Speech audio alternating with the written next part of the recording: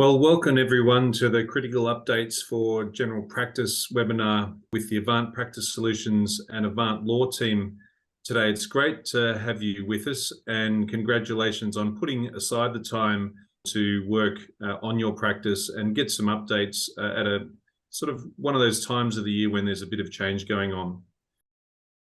I'm David Williams. I am a neurologist and a practice owner and also general manager of Avant Practice Solutions, and really pleased to be able to bring the team together this afternoon.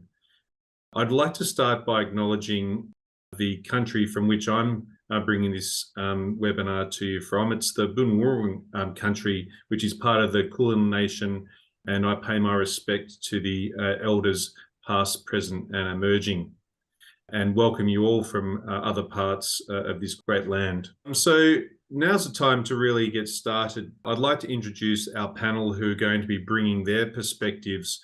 And the Avant team is really about supporting doctors and medical practices in many more ways than just insurance and indemnity. And what better way to start off today's session than to have Anna-Maria Gibb, who is really the founder of the Practice Hub platform and a product adoption manager in our Avant Practice Solutions team. She's an expert in the governance and running of general practices, and with a great deal of practice management experience, she's going to give us some insights into the MyMedicare rollout. Ben Ryan is one of our senior associates in the Avant Law team.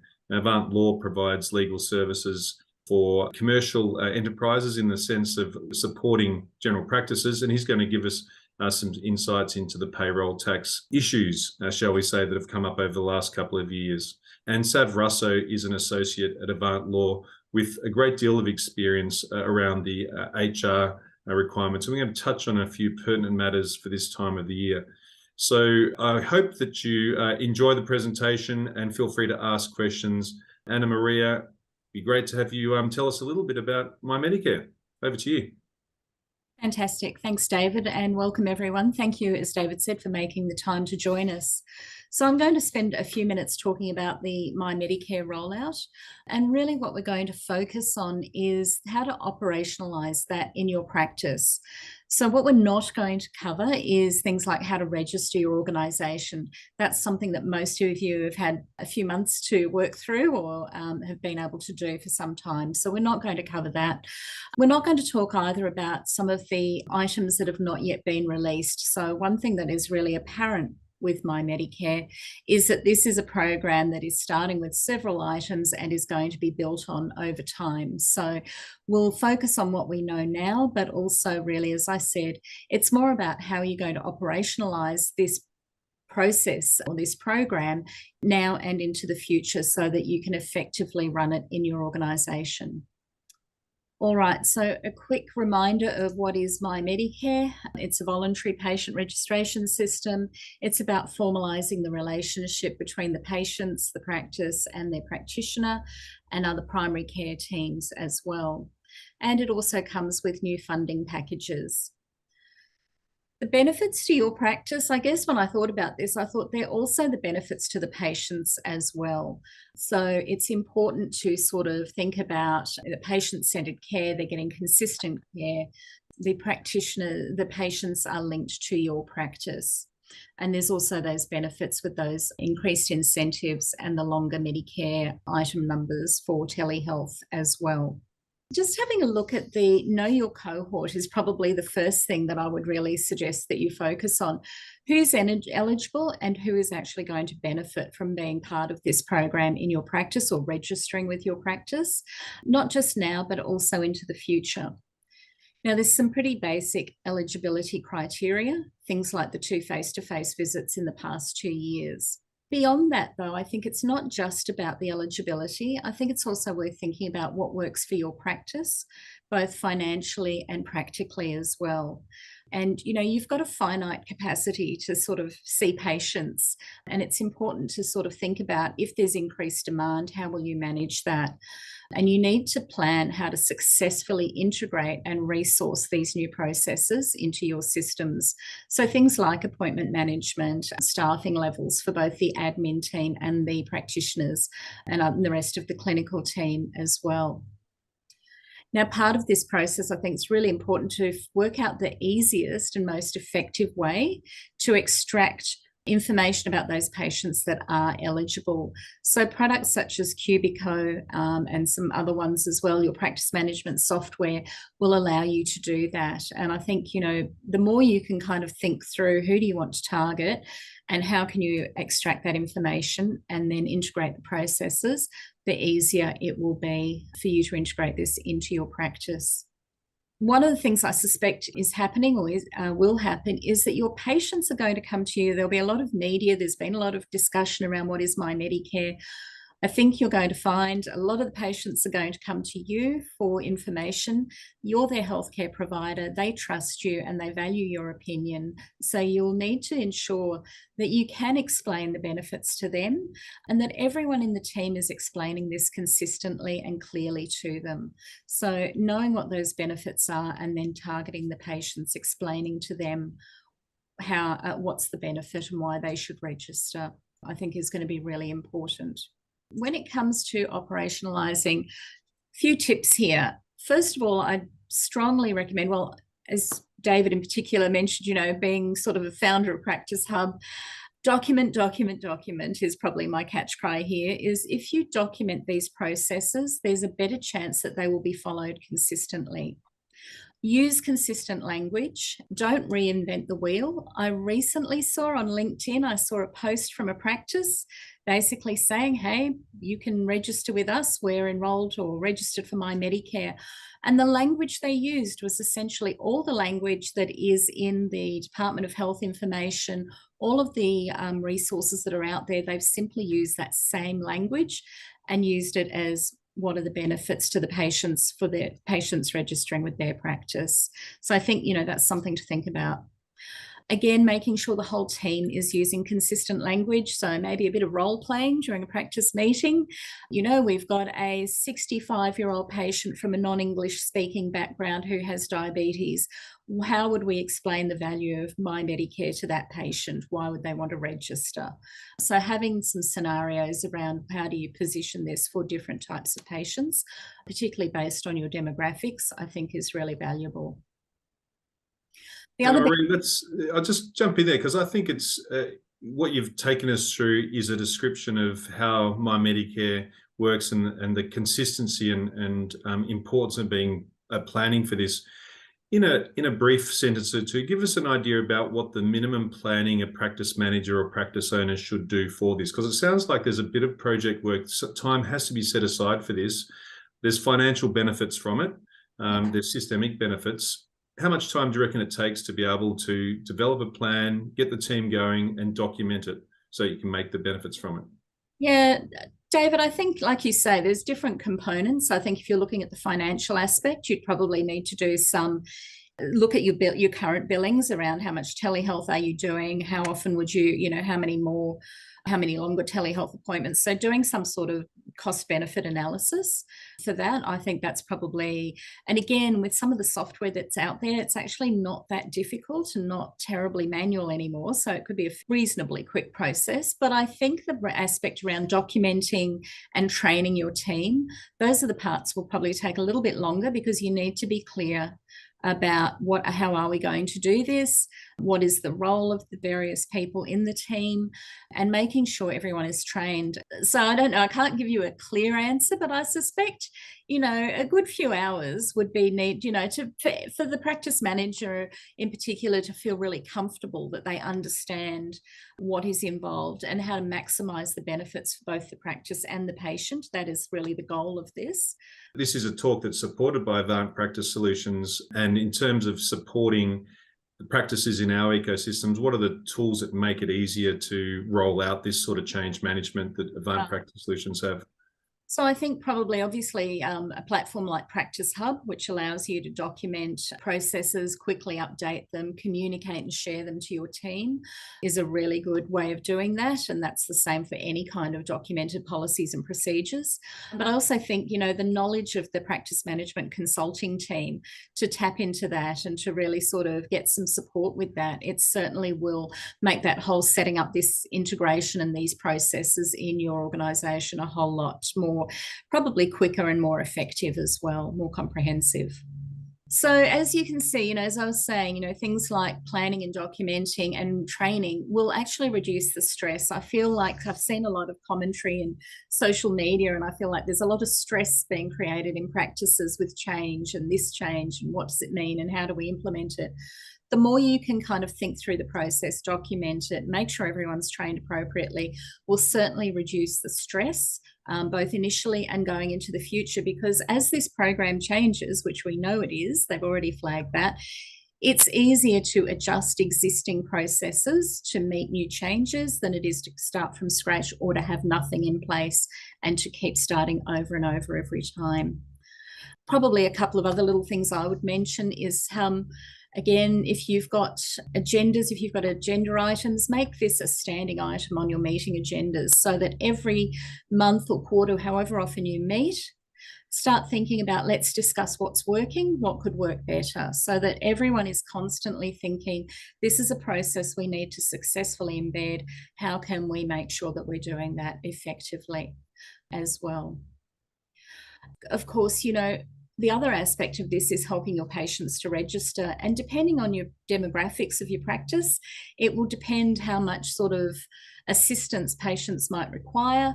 But you can start with really simple things like having posters in your waiting room with QR codes that patients can scan. Those who've got the apps and that on their phones can register very easily. Some patients may prefer to do a form. I believe some of the practice management software now allows you to print out the registration form pre-populated with the patient information. So again, saving you and the patient time, making the process a lot smoother. So having a think about how can you assist the patients to register that want to as well, I think is a really valuable aspect of what you need to consider through this process as well.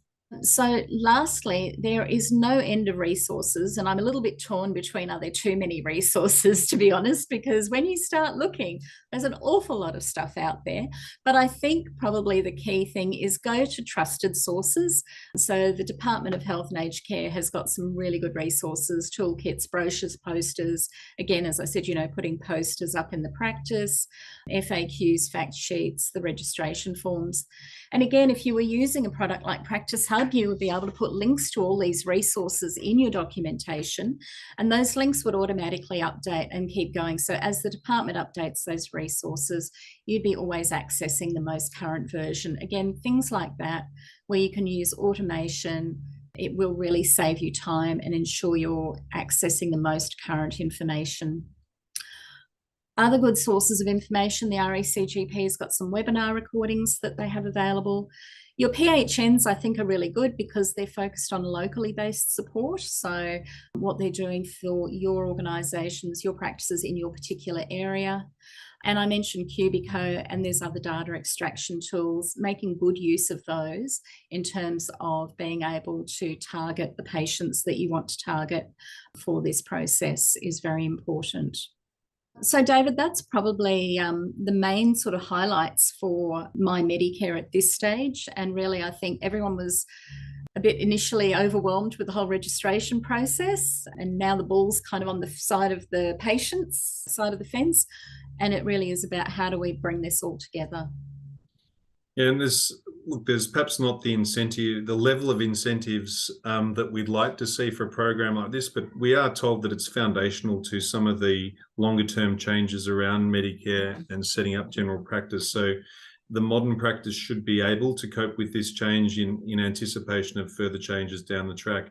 I see a nice question which demonstrates the outliers in this sort of program that Victoria McCartney put onto the chat about 2 geographically separate practices across 2 rural towns, 30 minutes apart. And not surprisingly, patients will switch between the different practices, even though they roll one single best practice instance. I'm not sure, Victoria, we're at a state to be able to dive into those sort of outlying questions at the moment. It's acknowledged that there's scenarios which don't naturally suit the normal flow. I think, Anna-Maria, it's probably best to either take that offline with some of our practice management support through Avant Practice Solutions to look at those outliers, because we're aware there's many scenarios, just like you've described there, which probably the Department of Health don't have a great answer for yet either. I think that's going to be really apparent over time, that there are these sort of outlier situations as well. And that leads nicely to your next slide, which we've kind of touched on already, but the Practice Management Consulting Team and Practice Hub carry these resources, and many people on this platform, on this webinar, are already experienced Practice Hub users and may have used the Practice Management Consulting Team. And they provide services that are short-term or long-term capability and capacity filling for practices. So feel free to follow their resources on that. Look, next, we're touching on a subject which Ben Ryan's been right at the middle of over the last couple of years.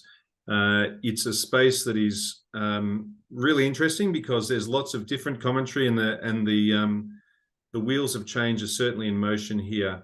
As a practice owner myself, it is difficult to stay on top of it, and I'm quite pleased to say that I'm a client of Ben's who's helped my practice come to terms with this. So here for an update at the start of December 2024, slightly different update than December 2023.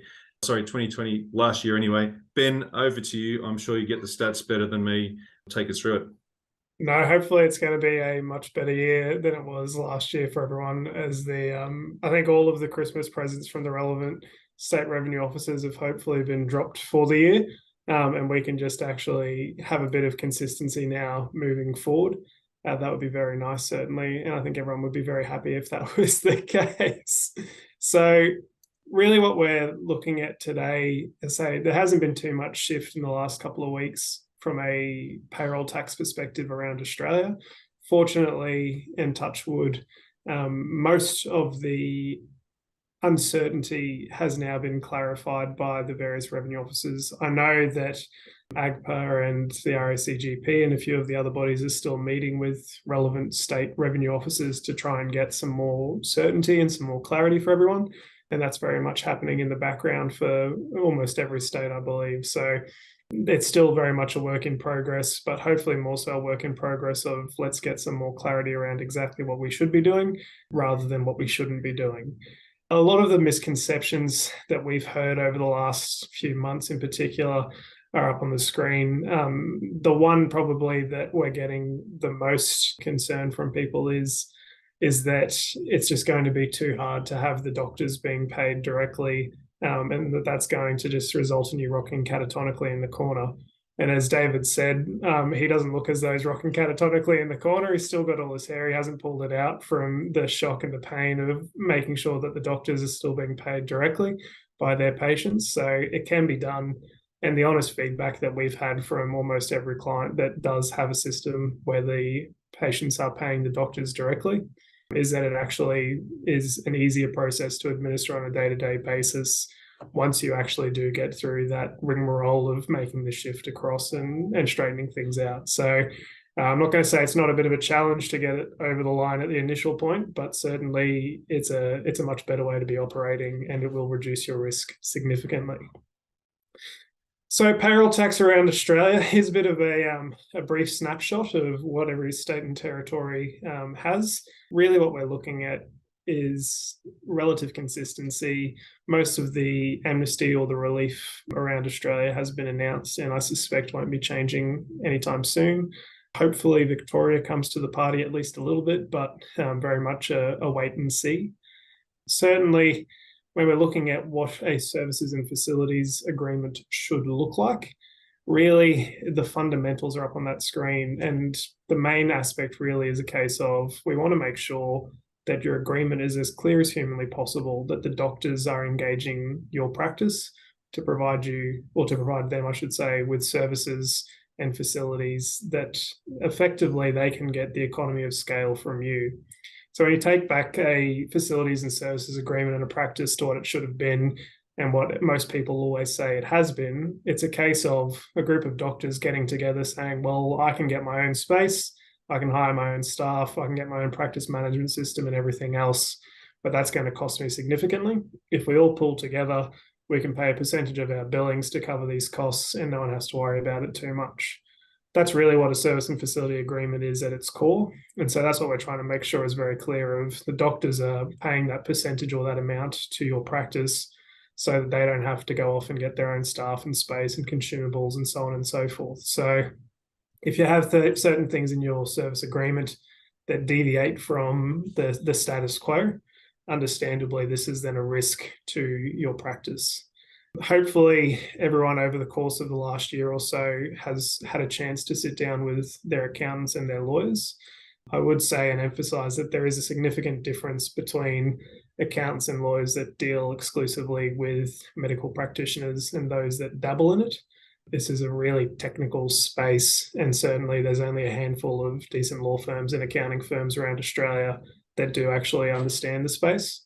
At the end of tonight's presentation, there is a slide with a QR code. You're all welcome to scan it, and it will give you a ability to have a one-on-one consult with the Avant Law team, where we can have a chat about your service agreement and just give you that peace of mind. And that's a free, no obligation consult that we offer, just so that you can all have that peace of mind. Because really, the last thing we want for you all is to be tossing and turning at night, not knowing if you have a risk and an exposure. It's much better to know. We'll rip that Band-Aid off, and not only rip it off, but then help you actually fix any of those problems that are there. And that's really good advice. I know that a lot of practice owners have had and practice managers have had sleepless nights over the last couple of years. You mentioned the other day when we were talking your preferred vernacular for talking about doctors and contractors and so on. Just so we can get into the habit of seeing and feeling this in real life, what's your preferred way we should be speaking about doctors that are working at a group GP practice? Yeah, look, I mean, everyone's always very keen to try and find the terminology. I've seen tenant doctors floated around. I've seen, practitioners and various other things. It should really just be a case of they're the doctors, they're the practitioners. Let's not get too creative with it. If you want to call them independent practitioners, that's probably okay. But please don't call them your contractors or your contracted doctors, because as soon as you do that, the little ears and the revenue officers will prick up. And they'll go, well, if you're calling them contractors, are you the principal in a contractor relationship and you're engaging those people as your contractors for you? So no, I would always do emphasize with everyone, please don't call them your contractors or your contractor doctors.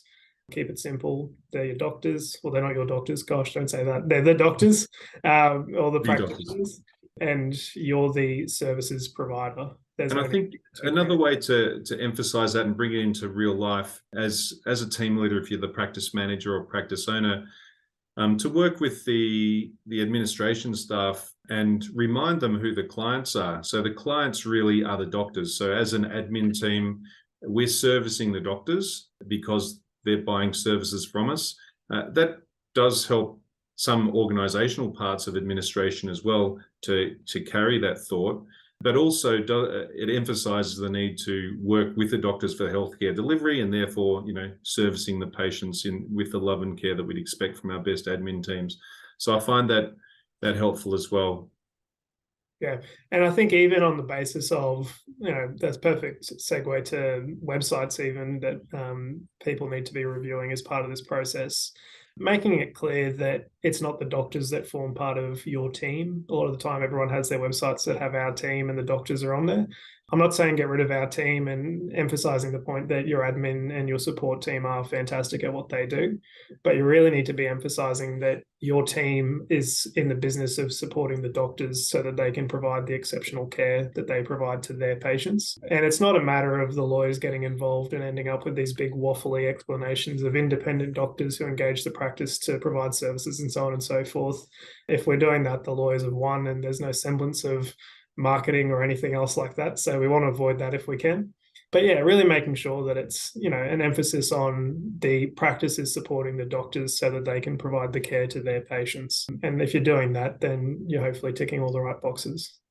So when we're talking about payroll tax, it's very easy to get caught up in, relevant contracts and potentially thinking that it somehow implies or infers an employment relationship. We've had a few people over the last year or so in particular saying, well, if they're going to be a relevant contract and we're going to have to pay payroll tax, why don't we just make them all employees now? I probably wouldn't do that. And certainly Sav is going to say, I'm sure all of the other reasons why you don't want to do it will pull me up if I say anything wrong. But really, it's a case of if you transition them all into employees, you're going to trigger all sorts of historical leave entitlements and superannuation and so on and so forth. Similarly, if you start dealing with them as, independent contractors, that may enliven some superannuation entitlements potentially, particularly if you say that's the way that you've always meant to be dealing with them.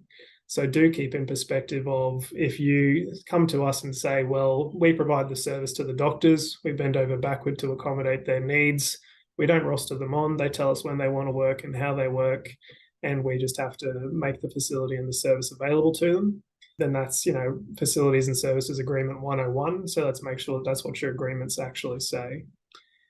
Now, the benefit of payroll tax is that most of Australia is relatively consistent in the application. So in Queensland and New South Wales and Victoria in particular, we can cross-refer and see what other people are doing and make sure that we're ticking all the right boxes, particularly when that comes to exemptions and what sort of practitioners are exempt for the purpose of payroll tax. It's almost as if I wrote the slides myself. It's the perfect segue there to, are there any immediate exemptions? Why, yes, there are. And there are three in particular.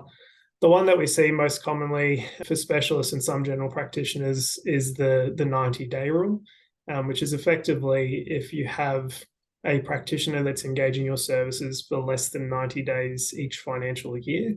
It's not consecutively, and importantly, if it's an hour a day that they're engaging you, that hour will still count toward 1 day. And you do need to make sure that you're keeping records of when those practitioners are working in your practice and engaging you to provide them with a service, so that if you do need to evidence it to the Revenue Office, you can. Providing services to the public generally is always a bit tricky because we don't have too much certainty in relation to what levels you have to actually satisfy for that. It's a relatively sort of accepted standard that if you have a practitioner that's working 3 days in a hospital or in another practice that you don't own and 2 days in your practice, that they will satisfy that exemption. Similarly, if you're having two practitioners, potentially a husband and wife duo that are working under one corporate entity, then that may be services being provided by two or more persons and you would satisfy that third exemption.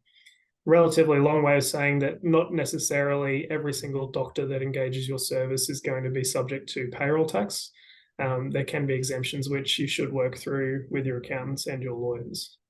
So what is a true service agreement? If you've heard me talk before, you've probably heard me say true service agreement versus a normal service agreement. Really, it's a case of we want to make sure that the way you're conducting yourself in the practice is actually reflected in your agreement. It's all well and good to have an agreement that says we're doing A, B, C, D, and E all correctly. Mr. Revenue Officer, please don't come and audit us. But if your agreement doesn't actually reflect what you're doing in the practice and on a day-to-day basis in person, you are telling the doctors when to work and where to work and having that sort of operational or administrative control over what they do and how they do it, then you may be subject to payroll tax.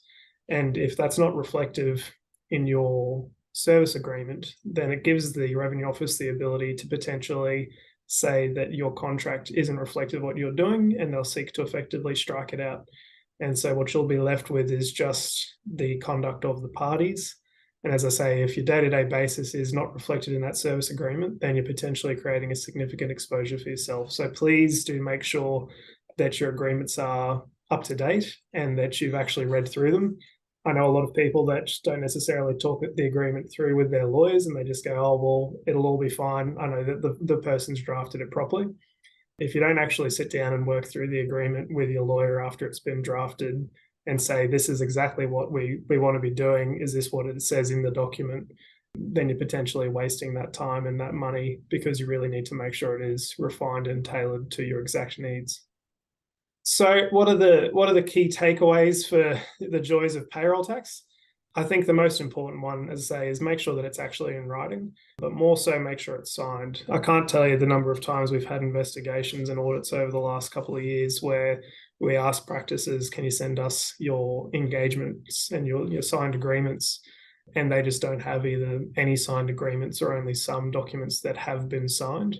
Hopefully you can roll all the agreements out, get them signed, put them in a bottom drawer and never have to worry about them again. But it's really helpful to have that all in a big, nice folder that is easily locatable, particularly if your practice managers change hands. You want to know exactly where that is as the practice owners, because it's such a fundamentally important document that provides you with the protection. So please do make sure that you do get it signed.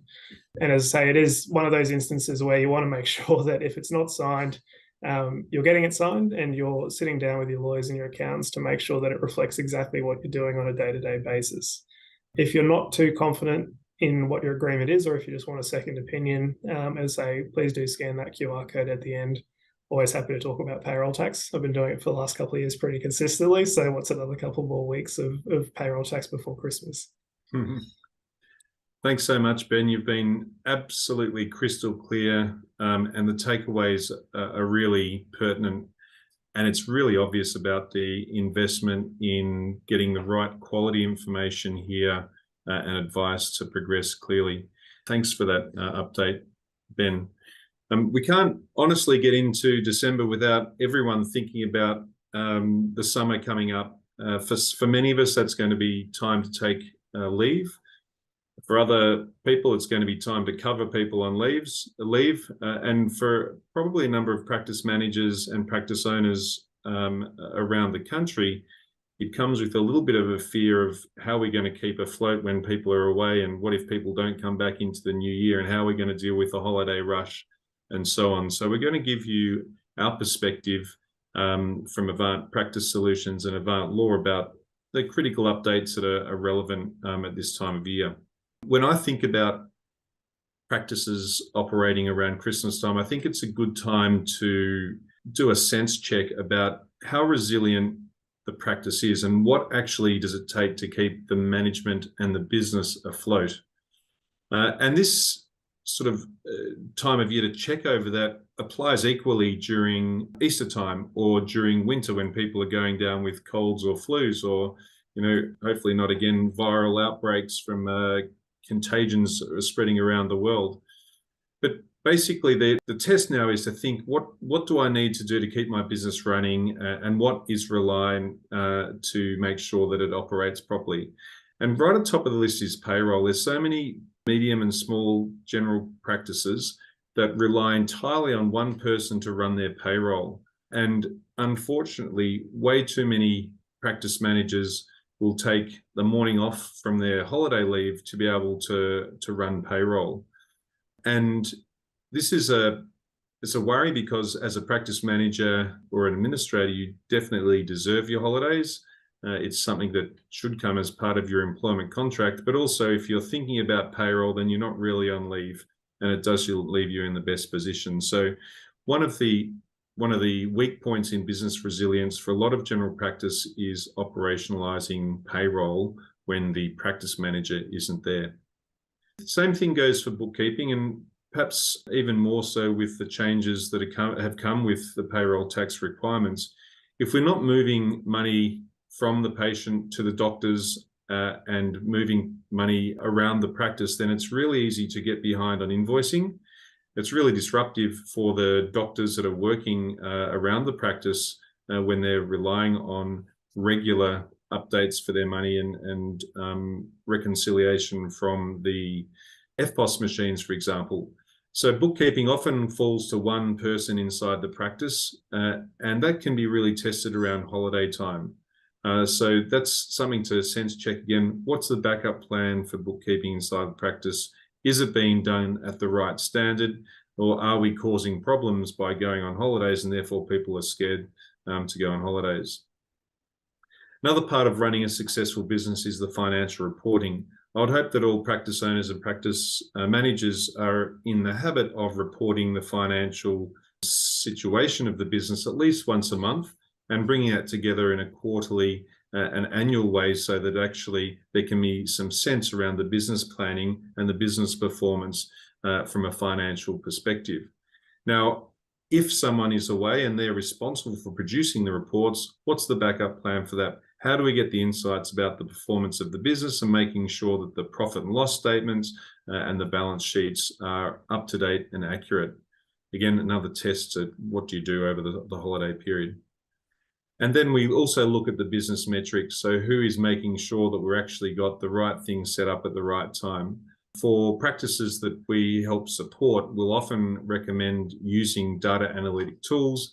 Anna-Maria mentioned some before, but basically managing business metrics to make sure the business is on track for keeping all of the staff occupied, the patients managed, and the throughput assured.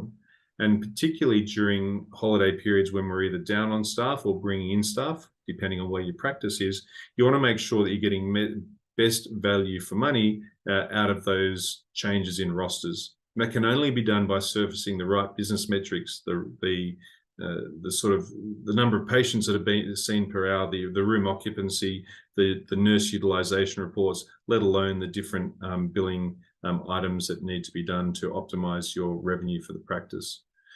This is a bit of a slide to think about testing what are the weak points in your practice and what gets stressed during holidays. The other thing to think about during the holiday period is the team engagement. This is the festive season, and this is a time for end-of-year parties, Christmas parties, other festive parties, and a bit of reflection.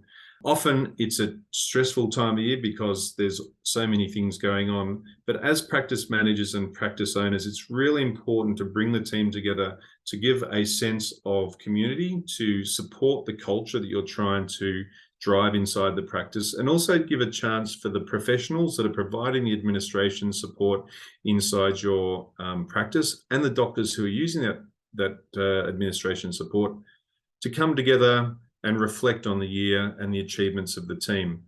It shouldn't be seen as something that's secondary or at the end of the list of things to do. And an end-of-year celebration is not just about giving presents and drinking as much alcohol as you can. It really should be seen as a time to drive the culture of the business and celebrate the achievements of the team.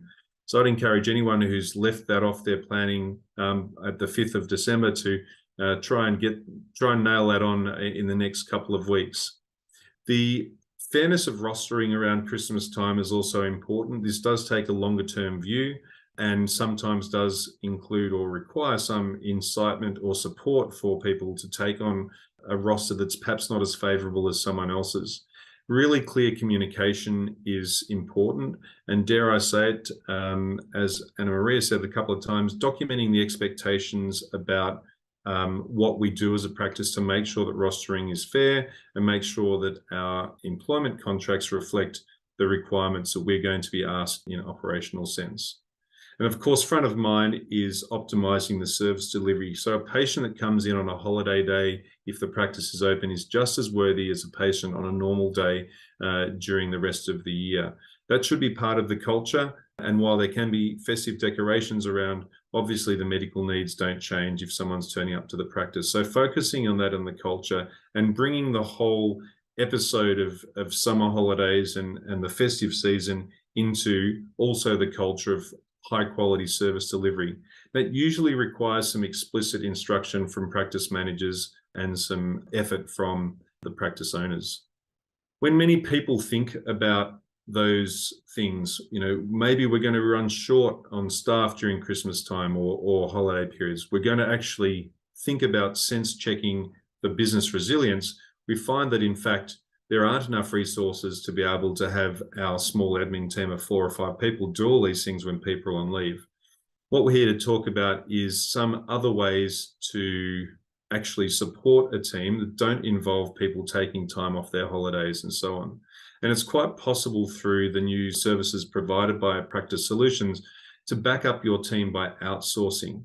So the Avant Practice Solutions team, for example, that do bookkeeping and payroll, work for many practices around Australia, providing a complete outsourced payroll service so it doesn't fall on the hands of the practice manager. And to give an example, a practice manager may well spend 3.5 or 4 hours a fortnight or a month running payroll, and it's possible for an outsourced payroll service to do that in 1 or 2 hours at less of the cost than it costs for the practice manager to do that. It's also possible to have the support of an outsourced administration team from a call overflow virtual reception team, for example, to be able to take the calls for the practice, work inside your tenancy of best practice or medical director or whatever, and actually act like a backup secretarial service that's on the telephones to support inbound phone calls, and a really handy way to support practices that are lean on staff over Christmas time, or practices in holiday areas where there's a surge on requirements of the staff. And I'd encourage everyone to, as Ben said, follow the links and have a look at the different services that Avant Practice Solutions provides in an outsourced way. Of course, keeping the main quality of Avant services, but expanding your team and upsizing the team, in many cases, a lower cost. Sav Russo is an associate in Avant Law who spends a lot of time talking about employment law. And Sav, this time of year, brings up a lot of potential issues and opportunities for practice managers and practice owners to show their excellence in understanding the rights of an employee and facilitating a really great environment. Take us through your updates for this time of year. Yeah, absolutely. And as you mentioned earlier, David, I think leave is one of the key kind of questions that we tend to get from practices around this time of year, questions around what are the employees' entitlements, can we shut down, those kinds of things. So firstly, today, I just wanted to give a bit of a brief overview of some of the legal considerations to take into account. So firstly, in relation to annual leave, under the National Employment Standards, full-time employees are entitled to 20 days paid annual leave a year. And for part-time employees, that's on a pro rata basis. Now, this is a minimum entitlement that can't be contracted out of. So no matter what your arrangements are with your employees, they are entitled to that leave. Employees must request to take annual leaves. They can't just tell you, oh, I'm off to Europe for 3 months now, off I go, goodbye. And they do have to request. But the employer can only refuse that request where that refusal is reasonable. So that's going to take into account a number of considerations, including what's your capacity like? Has everyone else already put in for their annual leave and you've already accepted that? So those kind of things are going to be really important. The other thing to take into account, and this is something that I think often practices forget about, but where you've got award covered employees, they may be entitled to annual leave loading when they are taking annual leave in accordance with the terms of the award, unless you do have some kind of effective contractual set off arrangement for that entitlement. So your award covered staff for practices is usually going to be your admin and reception staff. They're usually covered by the Health Professionals Award, and the nurses tend to be covered by the Nurses Award. So if you are having award covered staff taking leave, just making sure that you are paying them that leave loading unless you do have some kind of effective set off arrangement in their contracts. Then if you are intending to shut down or close during the holiday period, you can absolutely direct employees to take annual leave during that period. So if you're taking the time off between Christmas and New Year and the practice isn't going to be open, you can direct employees to take annual leave. There are importantly some new procedural requirements under the Health Professionals and the Nurses Award. So you need to notify employees 28 days in advance in writing of the shutdown period. Now, if you haven't already done that, because we're a little bit late to jump on that time frame, you can still direct employees to take that annual leave during the shutdown. You just need to get agreement by the majority of the employees. So if you are in that position, just make sure you're double checking the award provisions and complying with those procedural requirements under the award. If any of your employees don't have enough leave, they've already taken a lovely long break, but you're planning to shut down, that's fine. You can agree with them that they can either take annual leave in advance or leave without pay for the relevant shutdown period. So just dealing with that on a case-by-case basis if you do have any employees in that position. If you are intending to stay open during the holiday period, looking at your rosters, as David mentioned earlier, there are some important legal matters to take into account, particularly if you're intending to remain open on public holidays. So employees do have a right to be absent from work on a public holiday, and employers can't require an employee to work on a public holiday. The employer can request that an employee works, but the employee does have the ability to refuse that request on reasonable business grounds. So it's really important if you are looking to stay open on public holidays, you're not simply issuing rosters to employees and indicating that they're required to work on those public holidays. You need to make sure that it is a request, and if any employees are refusing, that you're considering, is that a refusal reasonable in the circumstances. Also important to note that if you do have any award covered employees that are working on a public holiday, they will be entitled to penalty rates in accordance with the applicable award. So make sure you're double checking and paying all employees correctly on that front. If you are are not requiring employees to work on a public holiday, your full-time and your part-time employees are going to be entitled to be paid as usual if the public holiday falls on a day that they would ordinarily work. So if you've got a part-timer, normal day is Christmas Day is a Monday, and they would normally work on a Monday, practice is closed, that part-timer would be entitled to be paid for that Monday. If they weren't usually rostered to work on a Monday, then they wouldn't be entitled to be paid for that day. So it gets a little bit tricky there with part-timers. For full-timers, it's a little bit more straightforward. Then the next issue I just wanted to touch on, particularly in the context of talking about end of year festivities and hopefully not drinking excessive amounts of alcohol, David. And I'm going to be a bit of a boring lawyer here and put my lawyer hat on. But there have been some recent reforms in this area that's really important that practices are aware of. So from December last year, every business has a positive duty to take reasonable and proportionate measures to eliminate, as far as possible, sex-based discrimination. So that includes sexual harassment, sex discrimination, hostile work environments, which effectively means it's kind of sexual harassment that's not necessarily directed at an individual, but sorts of conversations or things that happen in practice or an office space that may create a work environment that does have some sort of sex-based discrimination. Now, the positive duty importantly applies to all workers. So that includes your employees, your contractors, as well as in this case, your doctors on services and facilities agreements. It's also going to take into account if you've got any volunteers or work experience students, they're all going to be protected by the positive duty. Importantly, from December this year, in a few days or so, on the 12th of December, the Australian Human Rights Commission is going to gain inspection and enforcement powers in relation to the positive duty. So effectively what's going to happen is the AHRC is going to become kind of like what the Fair Work Ombudsman is right now for employee entitlements and minimum wages. They're going to become that for their positive duty. So they're going to be able to go to businesses and ask them to produce documentation and evidence as to what are you doing to comply with the positive duty, and businesses will be required to comply. What's quite interesting for me in relation to the positive duty as a very nerdy lawyer is that the language of the positive duty is very similar to your workplace health and safety obligations. And so you might recognize some of the language in relation to taking measures to eliminate risk. So that's very intentional. And I think it really goes to show that what we're really looking for here and what the Australian Human Rights Commission is going to be looking for is a proactive approach, kind of what we take to workplace health and safety obligations. So it's not really enough for businesses to just react to sex-based discrimination when it happens. We need to be proactive about it. And so I think that's really important in the context of particularly end of year functions where you have alcohol involved, and we know that there's much higher risk of sex-based discrimination in that environment, particularly sexual harassment. So there are a few things that we recommend practices do around this time of year in order to make sure they're complying with the positive duty. So the first thing is, based on the guidelines that the AHRC has released, businesses won't be compliant generally with the positive duty unless they do have a comprehensive appropriate workplace behaviour policy. So whether you have Practice Hub and use the policy on Practice Hub, or you have your own policy, that's going to be really, really important. But it's not enough to just have the policy kind of sitting on the shelf or given to the employee on day one and then they never look at it again. It's really important that you're providing regular training as well to your employees. So that might be something that you look into the new year in terms of getting that policy reviewed and giving staff some training around this issue.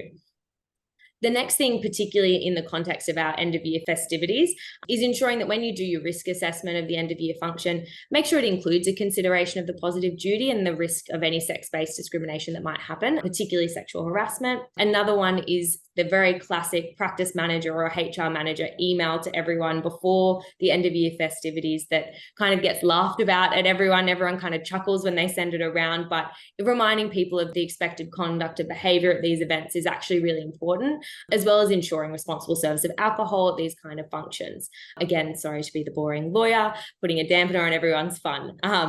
The other thing is, if a complaint does arise, and often, we don't see this until the Christmas party or end of year festivity will happen in December, and then it won't be until January, everyone's back in the office, and an employee will knock on your door and come in and spill their guts about something that's happened at the Christmas party. When that does happen, make sure you act promptly and get advice when necessary. These issues are really, really difficult to handle. And we work with practices a lot with these types of issues, particularly around sex-based discrimination. So please, if you do need advice, it's really hard to manage these issues. So get in touch with us. And that is all from me. Thanks, David. Sav, that's a really good update to get this time of year. It reinforces the importance of taking a proactive approach to management of the business overall, right? It's Absolutely. not to be on the back foot. It's understandable, but a little bit scary with the sort of new requirements. But it's not that hard if you spend time doing it. And I'd encourage that the practice managers on the call here and the practice owners set aside time to understand this, go through the resources that we'll share and reach out to get some guidance where it doesn't make sense. Because I think, as a nerdy lawyer would say, Sav, ignorance is not an excuse. And there's plenty of help in the environment for Avant members, for our clients of Avant Law as well. So, yep, a good time to do a bit of a stock take, make sure that we're up to date. And thanks for a really clear presentation on that. While we've got you, Sav, one last question around this. If I have an employee that works 50% of Mondays, so every second Monday, and a public holiday falls on a Monday, does it depend on what my routine roster would be as to whether I get paid for that public holiday or not? Yeah, so it would depend on whether that Monday is a Monday you'd ordinarily work. So if you kind of do an A-B week system and you normally work a Monday on the week A, then you'd be, and the Christmas falls on the week A, then you'd be entitled to be paid for that day. If it falls on the week B, you generally wouldn't be entitled. But if you do have any employees where there is a bit more of an irregular roster, make sure you get some advice around that. Where the roster is regular, it tends to be much easier. Yeah. Thanks so much. Well, I think there's been so much clarity. I've really enjoyed the talks this evening. There've been another couple of questions which we won't have time to get to. What we certainly do have, though, is on the next slide, we have a couple of QR codes. Now, these QR codes for Avant Practice Solutions allows you to speak and ask some of your questions. Again, no obligation. It's possible to entirely get a bit of an understanding of what sort of services are outsourced, what sort of accreditation and documentation support we can provide practices, and getting in touch through here, you can book a time and have a chat. And through the QR code here with Avant Law, the team have been in the game for a number of years as Avant Law, but all very experienced lawyers around their special areas of expertise. And with this QR code, you can scan a 15-minute chat with the lawyers to find out, just initial chat to work out some of your questions, some of your positioning, and what it takes to get up to the sort of level that Ben and Sav have been speaking about today. If we've scared you, we don't need to, but what we want to do is be able to support you with the sort of expertise and resources we've got available. I want to thank you all for attending the webinar. We hope you found it helpful and informative. Enjoy your evening. Thanks very much to all the presenters, and have a great Christmas and a safe festive season. See you later.